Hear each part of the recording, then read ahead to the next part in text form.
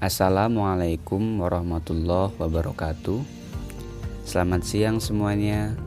Selamat siang juga kepada Ibu Fitrianingrum selaku dosen mata kuliah akuntansi biaya. Di sini saya bersama teman-teman kelompok saya akan menyampaikan materi mengenai full costing dan variable costing.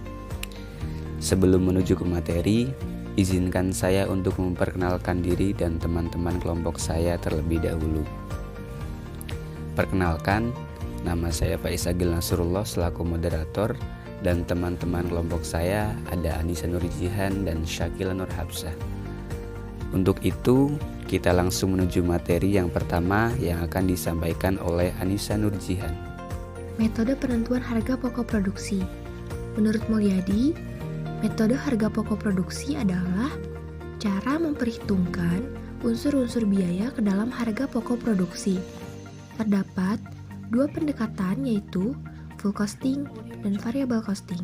Pengertian full costing merupakan metode penentuan harga pokok produksi yang memperhitungkan semua unsur biaya produksi ke dalam harga pokok yang terdiri dari biaya bahan baku, biaya tenaga kerja langsung, dan biaya overhead pabrik yang variabel maupun tetap.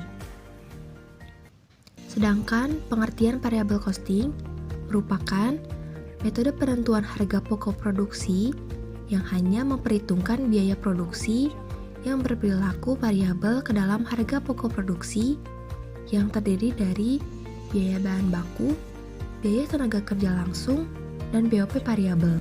Di sini terdapat perbedaan full costing dan variable costing. Perbedaan dalam laporan keuangan atas laporan laba rugi. Jika di full costing, biaya overhead akan dilaporkan dalam laporan keuangan saat produk sudah terjual. Sedangkan di variable costing, biaya overhead akan tetap dilaporkan dalam laporan keuangan. Perbedaan dalam perhitungan harga pokok produksi yang berbeda. Jika di full costing, menggunakan lebih banyak BOP tetap dan variabel. Sedangkan di variable costing, hanya menghitung BOP variabel. Keuntungan dan kelemahan full costing dan variable costing. Keuntungan full costing, metode full costing mampu menampilkan total biaya overhead secara komprehensif karena mempunyai dua jenis biaya di dalamnya, yaitu biaya overhead tetap dan biaya overhead variabel. Cara ini dapat menunda biaya overhead ketika produk tersebut belum laku di pasaran. Kemudian, keuntungan variable costing. Yang pertama, cocok untuk merencanakan keuntungan dalam waktu singkat. Yang kedua, dapat digunakan sebagai bahan acuan dalam mengambil keputusan untuk melakukan pesanan khusus, terutama yang tidak memerlukan banyak pesanan, seperti pada metode full costing. Kelemahan full costing. Dalam metode full costing, muncul sebuah klaim bahwa konsumen akan bersedia membayar berapapun harga produk, agar dapat membeli barang sesuai dengan kualitas yang mereka inginkan. Sedangkan kelemahan di variable costing, variable cost tidak cocok untuk perusahaan yang lebih bersifat musiman, karena akan menimbulkan kerugian bagi perusahaan. Karenanya, metode ini tidak memasukkan biaya overhead tetap.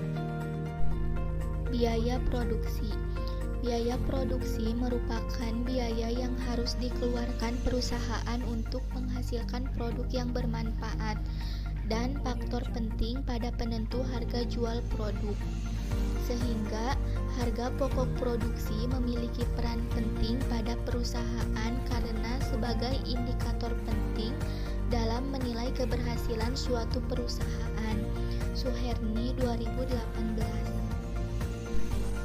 Biaya menurut fungsi pokok dalam perusahaan terbagi menjadi 3, yaitu yang pertama biaya produksi.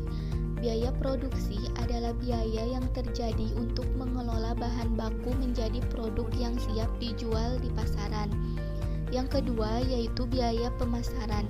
Biaya pemasaran adalah biaya yang dikeluarkan untuk melaksanakan kegiatan pemasaran produk. Dan yang ketiga yaitu biaya administrasi dan umum. Biaya administrasi dan umum adalah biaya untuk mengkoordinasikan kegiatan produksi dengan pemasaran produk. Penentuan biaya produksi. Yang pertama penentuan biaya produksi dengan menggunakan metode full costing, yaitu mempertimbangkan semua unsur biaya produksi seperti biaya bahan baku, biaya tenaga kerja langsung, BOP tetap dan variabel, biaya non-produksi seperti biaya pemasaran, biaya umum, dan biaya administrasi. Yang kedua, yaitu dengan menggunakan metode variable costing. Metode ini hanya memasukkan BOP variabel ke dalam biaya produksi, termasuk biaya bahan baku, biaya tenaga kerja langsung, dan biaya non-produksi. Format laporan keuangan. Yang pertama dengan menggunakan harga pokok pesanan full costing, yaitu hasil penjualan, harga pokok produksi atau penjualan, laba kotor, laba bersih, biaya pemasaran variabel, biaya pemasaran tetap, biaya administrasi dan umum variabel. Yang kedua, dengan menggunakan metode harga pokok pesanan variabel costing, yaitu hasil penjualan, biaya produksi variabel, biaya pemasaran variabel, biaya administrasi dan umum variabel, margin kontribusi, biaya produksi tetap, biaya pemasaran tetap, biaya administrasi dan umum tetap, dan laba bersih. Contoh soal. PT Abadi memproduksi dan menjual alat tenun dari bahan kayu. Adapun data operasionalnya sebagai berikut. Harga jual per unitnya senilai Rp500.000. Biaya produksi ada biaya variabel per unit, yaitu bahan langsung Rp110.000. Tenaga kerja langsung Rp60.000. Overhead pabrik variabel Rp30.000. Biaya tetap per tahun senilai Rp12 juta. Persediaan barang jadi ada unit persediaan awal 0. Pada unit yang diproduksi 100 unit, unit yang terjual 80 unit. Biaya pemasaran tetap selama 1 tahun senilai Rp7 juta. Biaya pemasaran variabel per unit Rp50.000 dikali 80 unit sama dengan Rp4 juta. Dari data di atas, maka hitunglah harga pokok produk menggunakan full costing dan sajikan dalam laporan laba rugi. Menjawab pertanyaan di atas, biaya produksi berdasarkan full costing, jadi bahan langsung ditambah tenaga kerja langsung ditambah overhead pabrik variabel ditambah overhead pabrik tetap. Maka Rp110.000 ditambah Rp60.000 ditambah Rp30.000 ditambah dalam kurung 12 juta dibagi 100. Maka hasilnya 320. Harga pokok produk keseluruhan sebesar Rp320.000. Laporan laba rugi berdasarkan full costing. Penjualan dalam kurung 80 kali 500.000 40 juta rupiah. Harga pokok produk persediaan awal Rp0. Harga pokok produksi dalam kurung 100 dikali 320.000 menjadi Rp32 juta. Barang tersedia untuk dijual sebesar Rp32 juta.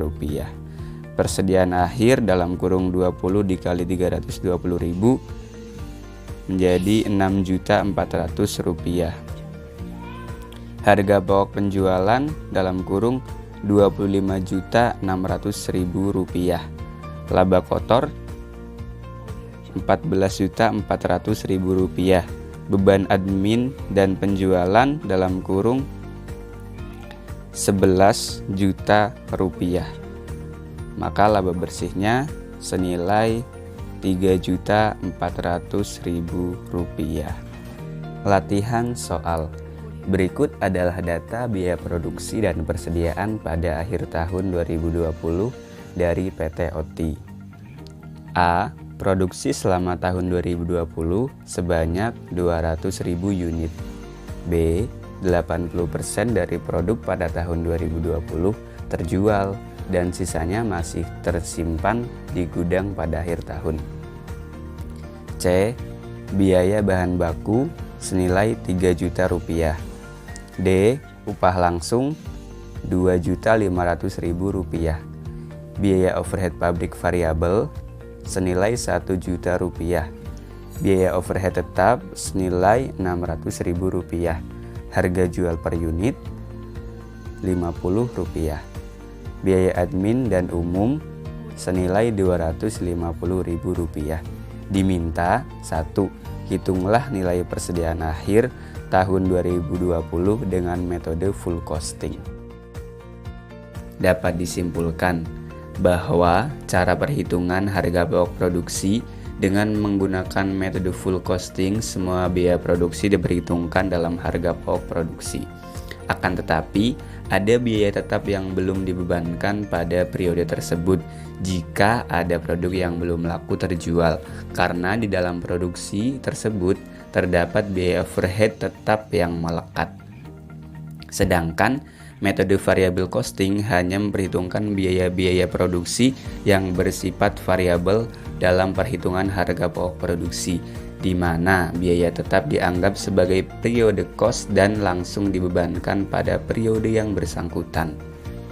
Selain dalam penyajian laporan keuangan yang terikat laba rugi, metode full costing dan variable costing ini memiliki perbedaan. Pada metode full costing, biaya overhead tetap dilaporkan dalam laporan laba rugi. Hanya saja biaya overhead tetap produk yang telah terjual saja pada periode tersebut.